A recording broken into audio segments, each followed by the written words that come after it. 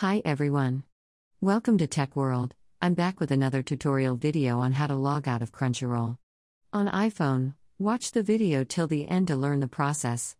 And don't forget to subscribe to our channel by hitting that subscribe button. Also press the notification bell icon so that you'll never miss another update from us. If you're done using your Crunchyroll app for the day, and you'd like to log out of your account, whether for security reasons or whatever, then it's pretty easy to do. So the main homepage of Crunchyroll will look like this. To log out or sign out of your application, what you need to do is from the homepage, tap on the account button located at the lower right-hand corner. This will open up your profile page. Scroll all the way down until you see a logout button beneath. Once this pilot, give it a tap. And with this you have successfully logged out of Crunchyroll app. It's pretty easy, isn't it? If you ever want to log in back to your account again, simply tap the login and enter your credentials.